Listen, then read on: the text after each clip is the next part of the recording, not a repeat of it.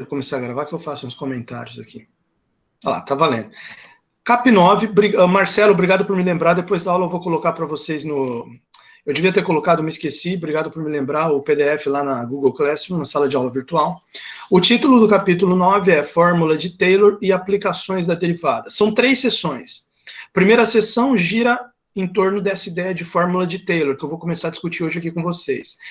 E a segunda e terceira sessão são 2 aplicações muito legais, inclusive eu já estive estudando um pouco mais profundamente uma delas, depois eu vou comentar com vocês, que as aplicações, que são 2, seria a sessão 2 e 3 aqui do capítulo, ele não tem 4 sessões, que nem 8, ele tem 3 apenas. Então, primeira sessão, fórmula de Taylor, já vamos falar hoje, sessão 2 e 3, 2 é funções convexas, e 3 é método de Newton, tá? Então, nós vamos discutir isso aqui depois na sessão, muito legal. Acho que a sessão 2 e 3 vai ser mais... Talvez mais, vão ser sessões assim, mais divertidas, interessantes. Interessantes todas são, mas talvez vão ser um pouco mais divertidas a 2 e 3. Isso aqui talvez seja um pouco chato, mas a gente tem que ver também. Mas é interessante, é um negócio bem interessante a ideia da fórmula de Taylor. Então, ele começa dizendo o seguinte, nada de novo aqui, tudo coisa que a gente já sabe, mas eu vou passar mesmo assim. A enésima derivada, derivada de ordem n, de uma função f, no ponto A, será indicada com essa notação aqui, fn, porque... Você tem o F', tem F duas linhas, né, que seria F1, F2, mas você pode estar querendo falar da F, sei lá, 7, aí você não vai colocar 7 tracinhos assim, né? Até 3 ainda vai, a partir de 3, já, com 4 já fica meio estranho, né? Aí já é melhor você escrever F4 aqui para denotar derivado, né? Olha lá, para n igual a 1, 2, 3, você coloca F', F duas linhas, F3 linhas, no máximo, tá? Depois você já coloca esse n aqui na notação. E o que são? Bom, só lembrando para todo mundo, né? Vamos colocar aqui, né? Nós acabamos de entrar agora no Cap 9. Então, vamos colocar aqui Cap 9. Capítulo 9 do livro. Só lembrando aqui as pessoas, no capítulo anterior, a gente tinha visto que uma derivada, sim, não é segunda, não é terceira, derivada, simplesmente derivada, f' no ponto a gente tinha visto, tinha 2 definições possíveis.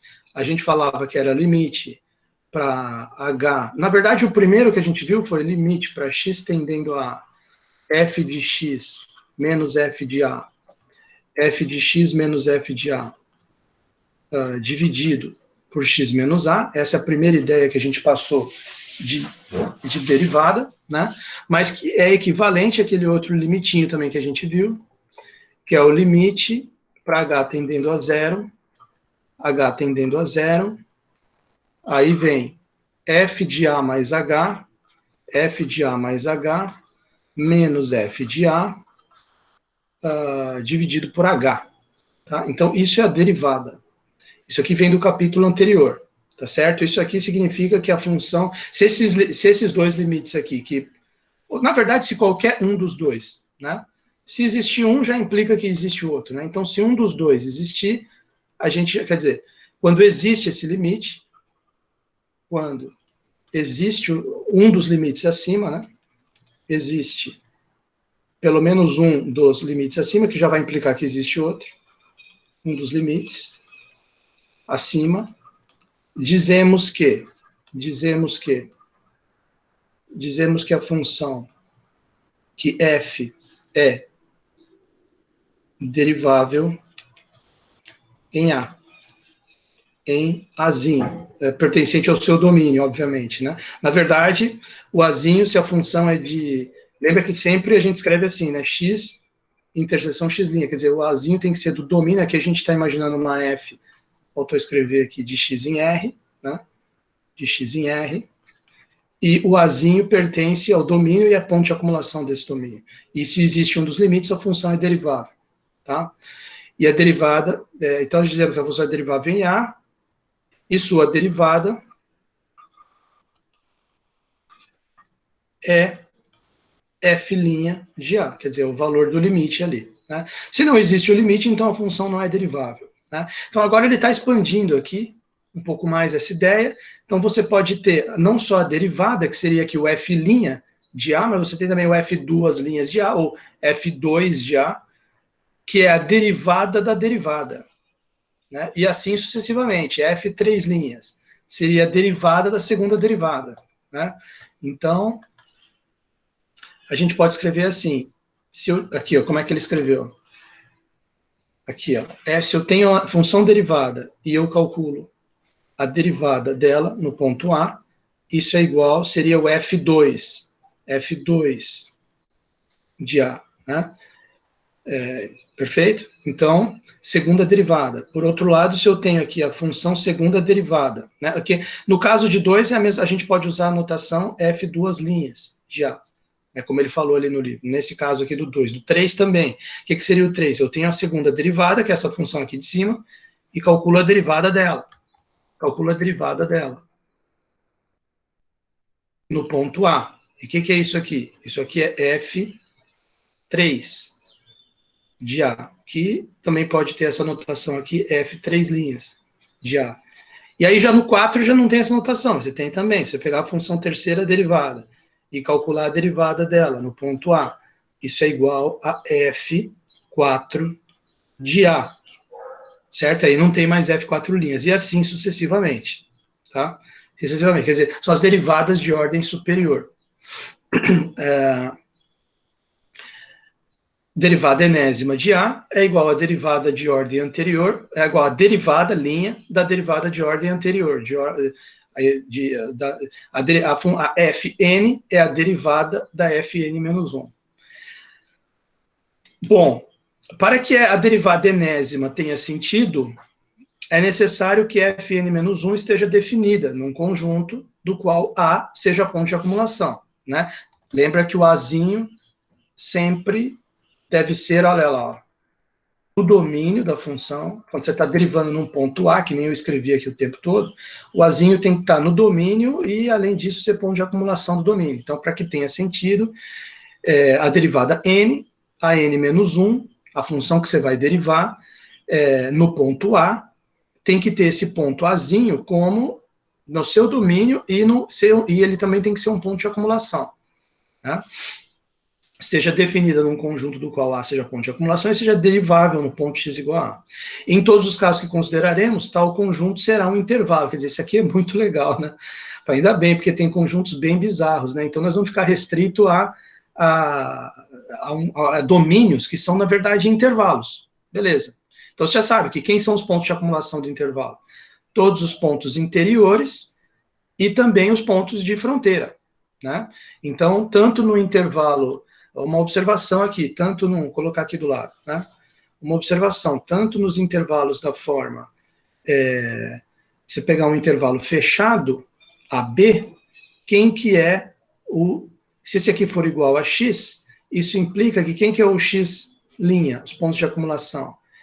Aqui no caso desse é igual ao próprio X, tá? Agora, se você pegar um X que seja um intervalo aberto, AB, aí cuidado, que o X', deixa eu mudar a letra aqui, né? Y, vamos colocar Y. Se você pegar um conjunto Y, que é um intervalo aberto a B, isso implica que os pontos de acumulação de Y aí vai ser fechado a B. Mas, de qualquer forma, é só não ter... Como ele está falando que o domínio vai ser sempre um intervalo, então a gente vai estar sempre numa situação dessa aqui. Estou só colocando para a gente lembrar a história dos pontos de acumulação, tá? Bom, beleza.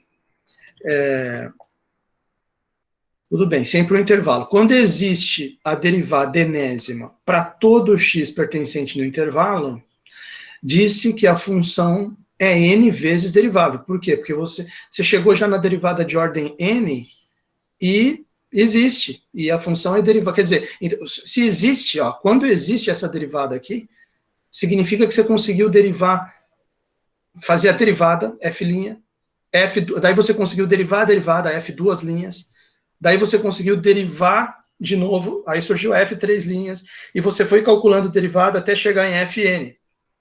Então, a função é n vezes derivável no intervalo i. Ele está supondo que essa Fn de x existe para todo x pertencente a i. Então, a função é n vezes derivável.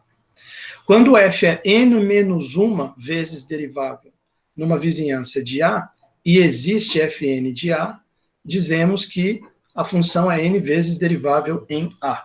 Tá certo? Bom, quer dizer, a função pode ser derivável só num ponto, n vezes, ela pode ser derivável em todo o domínio, tá certo? N vezes. Bom, aí vem essa anotação aqui que eu queria falar, até no atendimento lá, por conta de um exercício que eu discuti, eu falei um pouco sobre essa questão dessa anotação. Vou falar de novo aqui.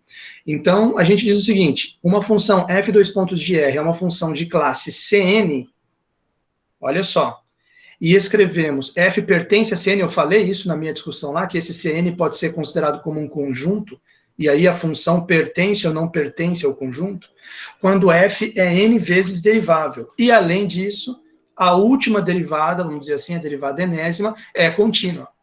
Tá? Quando eu já vou escrever na lousa, eu quero só terminar, porque eu vou começar pelo C0, e ele fala do C0 aqui só no final. Tá? Então, por isso que eu quero ler tudo antes de escrever na lousa, todo o parágrafo. Então, ele diz assim, quando f pertence a Cn, o f é de classe n, quer dizer, o cara falou isso aqui, f pertence a Cn, ou f é de classe Cn, então ele já está considerando que a função tem n derivadas, quer dizer, ela é n vezes derivável, dá para derivar ela uma vez, duas vezes, três, até n vezes, e quando chega lá na última derivada, fn, ela ainda por cima é uma função contínua. Então, isso que significa f pertence a Cn, tá? Para todo n por ciência natural. Bom, no caso, para todo n por ciência natural, ele está falando aqui, mas aqui em cima ele só falou Cn, para um certo n, tá? Agora, quando f pertence a Cn para todo n pertencente às naturais, aí não é questão de parar no 10, parar no 20, ou parar no 30, ou no 100, no 1000, no 1.000.000, é questão para todos os naturais. Aí a gente fala que a f é de classe C infinito.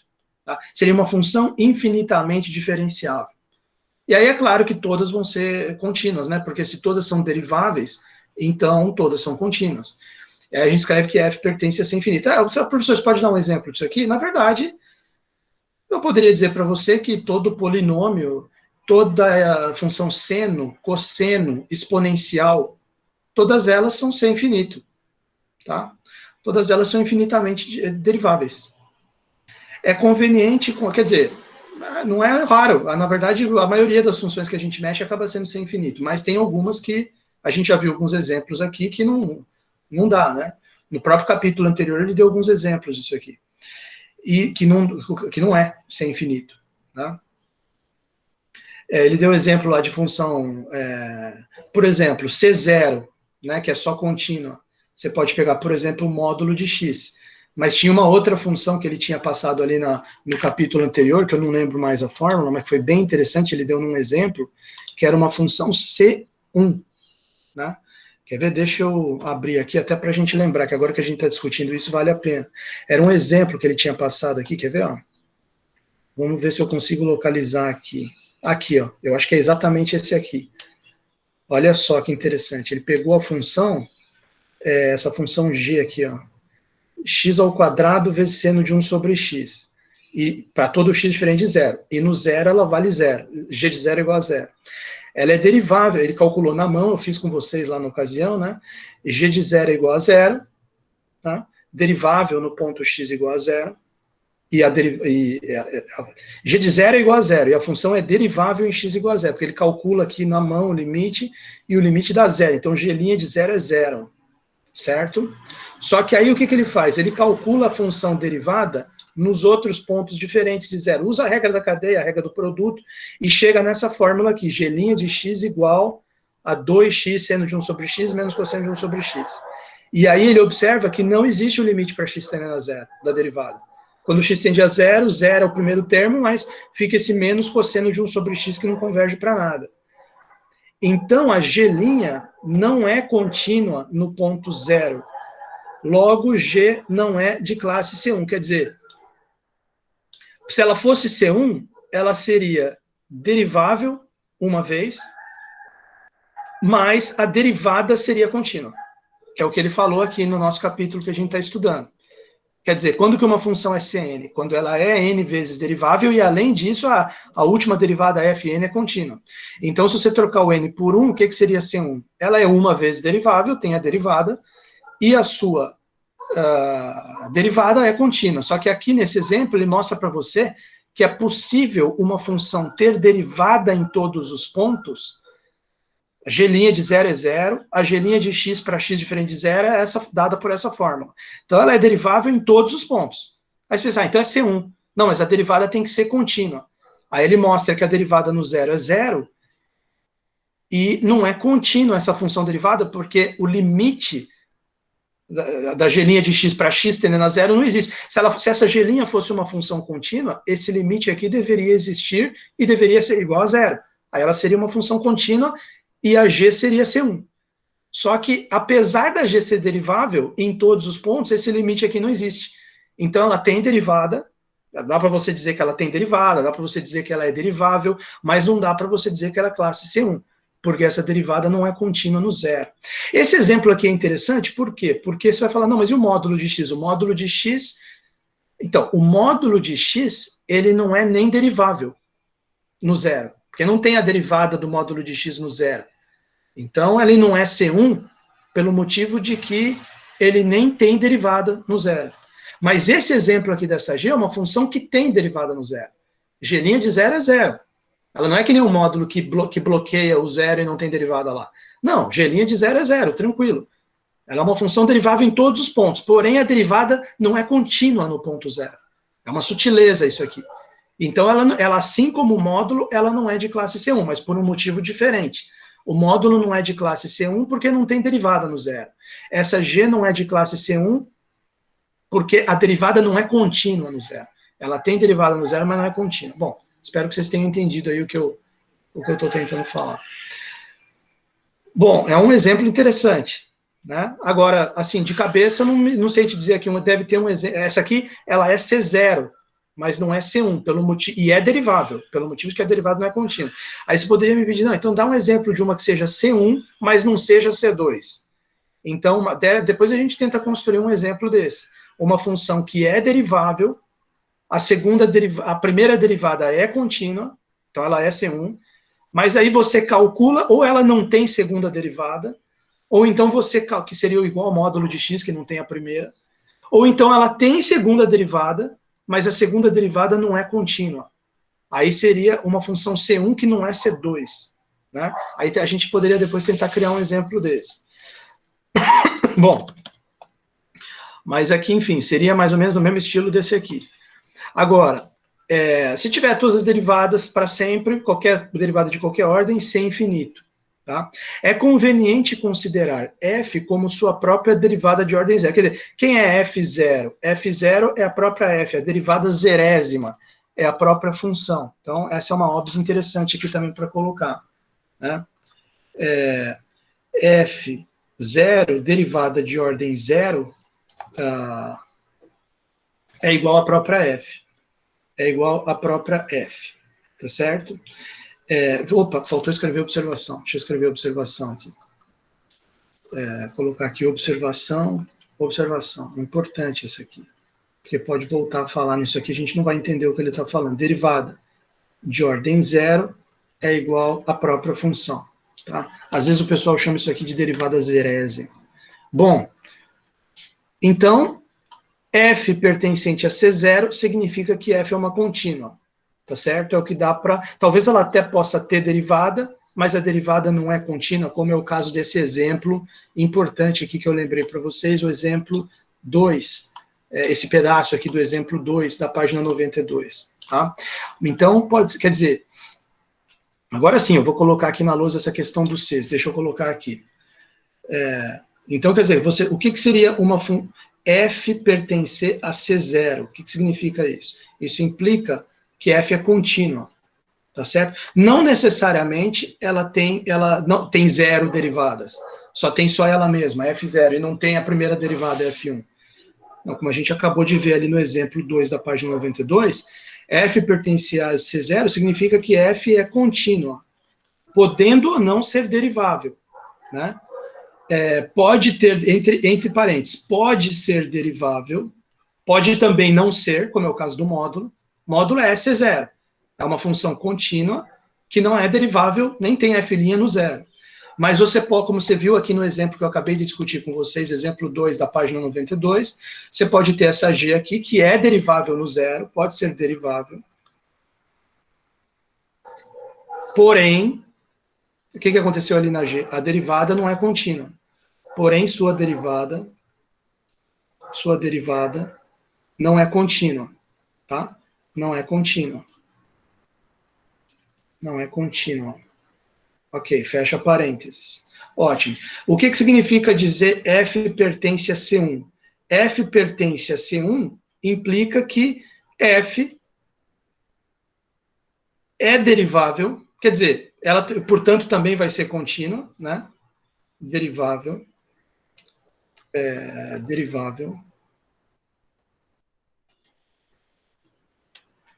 Aí eu vou até destacar em amarelo. E sua, porque aqui também podia ser derivável, na C0, mas a derivada não é contínua. Agora, se você falou que ela é C1, ela é derivável, e vou até destacar, sua derivada é contínua. Sua derivada é função contínua.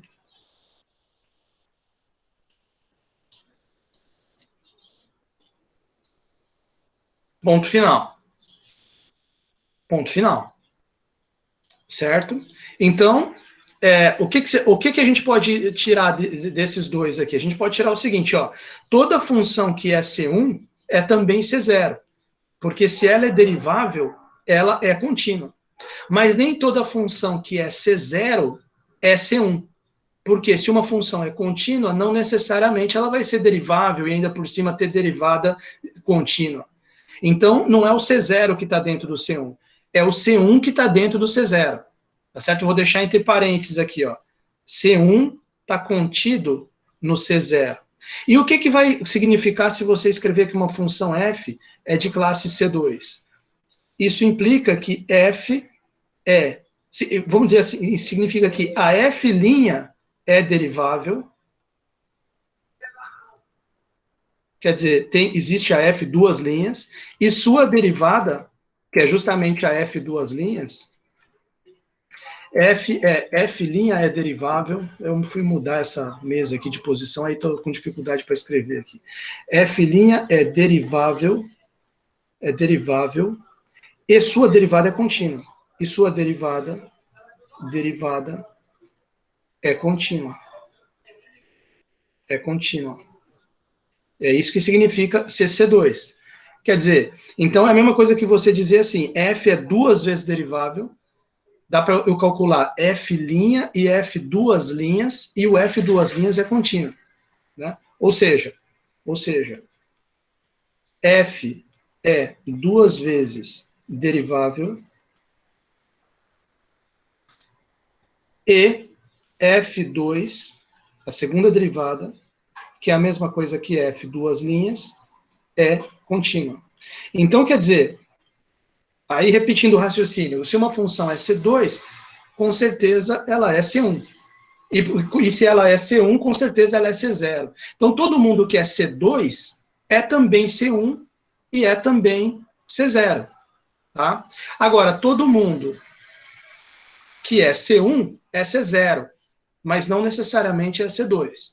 Então, a gente ficou com uma relação assim, C2 está contido em C1, que está contido em C0. É assim que funciona. Tá? Agora, se você extrapolar esse raciocínio, qual a conclusão que você vai chegar? Você vai chegar na seguinte conclusão, beleza, então, isso significa que o C0 contém todas elas.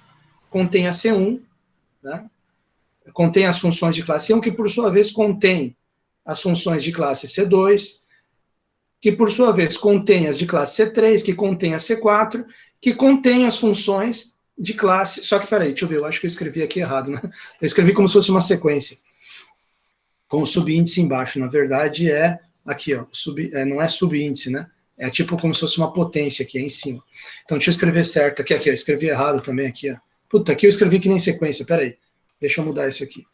A confusão mental aqui que eu fiz. Tem que escrever o negócio como se fosse uma potência, tem que escrever em cima. Fiz confusão aqui. Coisa de professor ruim, né? Mas tudo bem.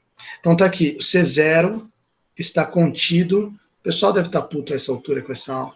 C0 está contido em C1. Não, contrário. C1 está contido em C0. Mais um erro. C1 está contido em C0, tudo. C1 está contido em C0. Agora sim. C2 está contido em C1, que está contido em C0. Tá percebendo? Agora, o que eu escrevi aqui no final? eu escrevi assim, o C0, as contínuas, contém as que são deriváveis com derivada contínua, que contém as que são duas vezes deriváveis com segunda derivada contínua, que contém a C3, que contém a C4, que contém o C infinito, que são as funções infinitamente deriváveis. Então, por exemplo, uma função infinitamente derivável, que nem seno, cosseno, com certeza ela é contínua, com certeza ela tem derivada contínua, por exemplo, o seno. Quem é derivado do seno? Cosseno. Cosseno é função contínua, então você já comprova que ele é C1, o seno. Aí quem que é a segunda derivada dela? Menos seno, que é contínua também a função menos seno. Então já provou que a seno é C2. Então se você pegar a função seno para analisar, você vai ver que ela é contínua, a derivada é contínua, a segunda derivada, tudo contínua. Então ela é C infinito, tá certo? Então essa que é a ideia desses conjuntos aqui, só para você não se esquecer mais. Tá legal? Deixa eu fazer melhor esses símbolos aqui, calma aí. Então tá aqui, C0 contido em C1, que está contido em C2, que está contido, blá, blá, blá, e assim por diante, tá? Então, beleza, vamos continuar a nossa leitura ali, para ver para onde é que isso aqui vai. Só deixar circulado isso aqui, né? Porque isso aqui é importante, ele vai usar essa notação aí várias vezes, por isso que eu estou explicando. Até apareceu no exercício lá, né? Então, continuando aqui. Beleza. Exemplo 1, tá, ele vai para um exemplo agora, vamos discutir esse exemplo. Olha só que interessante essa função aqui. É por isso até que eu trouxe aqui um GeoGebra para vocês verem. Para vocês verem que interessante isso aqui. Então, eu vou colocar esse exemplo num vídeo à parte, para o vídeo não ficar muito longo. Deixa eu interromper essa gravação.